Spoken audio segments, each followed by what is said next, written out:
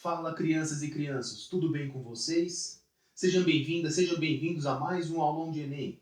E, nesse vídeo, eu quero trabalhar com vocês a filosofia medieval, que está na questão 51 do Caderno Azul de 2018.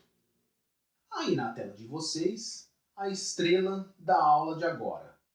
Mas antes da gente aprofundar nessa questão, eu peço que você pause o vídeo, leia a questão todinha, o texto, a comanda e todas as alternativas. Leia e releia, procurando aqueles detalhes que eu sempre chamo a atenção de vocês. Tudo bem? Então vamos lá. É vocês lendo daí e eu esperando daqui. Já esperei demais. E olha aí, pessoal, o filósofo da vez é esse cara aí, Tomás de Aquino, que, juntamente com Agostinho de Hipona, é um dos dois grandes nomes da filosofia medieval. Pessoal, de maneira bem rápida e sucinta, nós temos Agostinho de Hipona e Tomás de Aquino estão para a filosofia medieval, assim como Platão e Aristóteles, respectivamente, estão para a filosofia antiga. Veja, o Agostinho de Hipona ele vai cristianizar Platão, enquanto Tomás de Aquino vai fazer a mesma coisa, só que com Aristóteles. Tranquilidade? Vamos continuar? Olha aí a selfie do nosso filósofo de agora. Esse aí foi Tomás de Aquino. E, numa breve apresentação do nosso nome da vez, ele foi um pai, por assim dizer, do tomismo.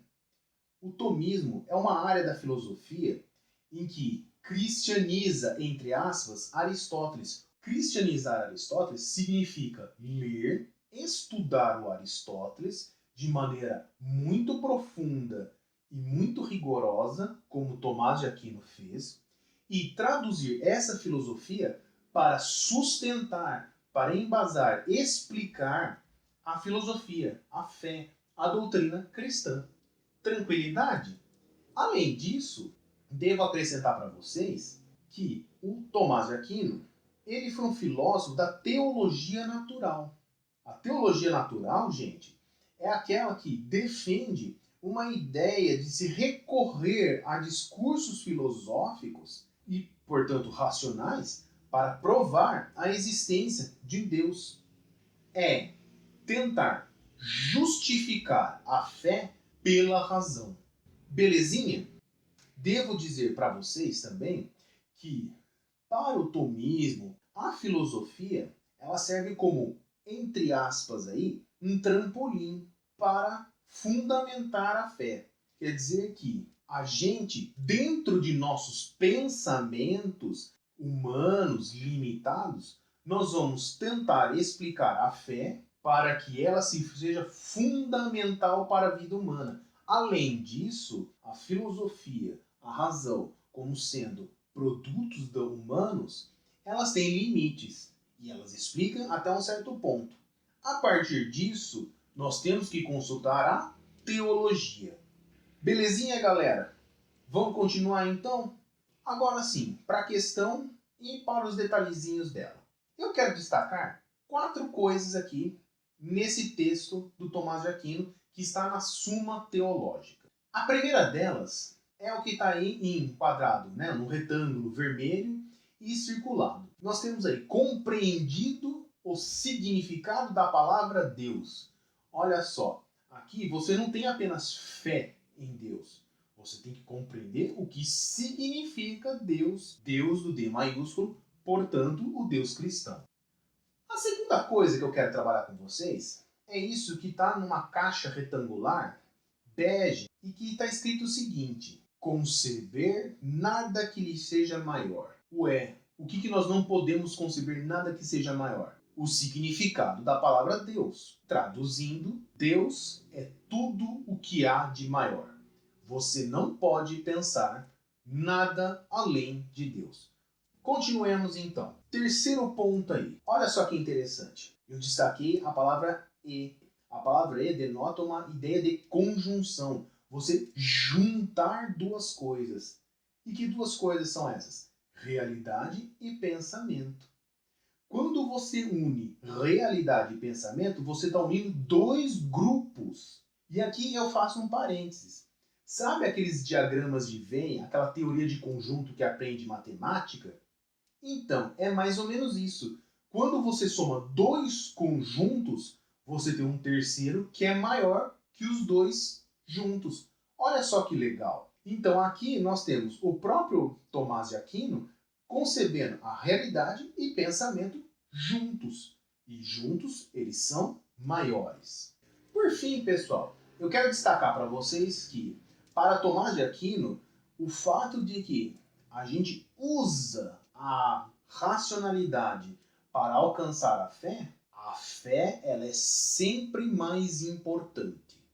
Porque é com a fé que a gente consegue conceber, entender de maneira cabal e doutrinária a palavra Deus. Tudo bem, pessoal? Então aí agora nós estamos prontas para a chamada da questão. A chamada diz o seguinte: o texto apresenta uma elaboração teórica de Tomás de Aquino, caracterizada por, letra A, reiterar a ortodoxia religiosa contra os heréticos. O pessoal, pelo contrário, Tomás de Aquino defendia a razão, defendia a lógica e a filosofia como forma de explicar para os heréticos, ou até mesmo para os ímpios, para o pagão, como e por que Deus é maior. Então veja, reiterar a ortodoxia religiosa contra os heréticos, ou a palavra contra, essa palavra contra aí já anula a letra A. E se anula a letra A, a gente tem que fazer o que com ela? Riscar, beleza? Letra B. Sustentar racionalmente doutrina alicerçada na fé. Parece que logo de cara aqui, ó, já temos a resposta correta. Sustentar de maneira racional, de maneira lógica, a doutrina que está fundamentada na fé. Ou seja, a razão é o meio pelo qual a gente vai explicar a fé. Parece que é a letra B, mas a gente não tem ainda certeza porque nós temos a letra C, a letra D e a letra E. Vamos ver essas então? Letra C. Explicar as virtudes teologais pela demonstração. Gente, ele não está querendo explicar virtude aqui. Ele está querendo explicar doutrina e como que Deus existe. Então, portanto, letra C a gente risca também. Letra D. Flexibilizar a interpretação oficial dos textos sagrados. Pelo contrário, Tomás de Aquino ele era um adepto da doutrina teologal cristã da Igreja Católica Apostólica Romana. Jamais flexibilizar. Se o verbo fosse outro, no lugar de flexibilizar, por exemplo, explicar ou ratificar, até que seria D. Mas flexibilizar, tornar flexível, aí já não. Então, letra D, a gente risca também.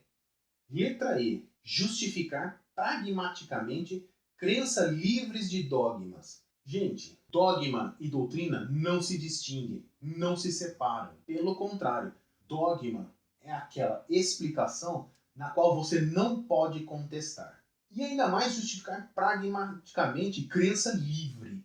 Livre, só nesse livre aí já não podemos aceitar. E por quê?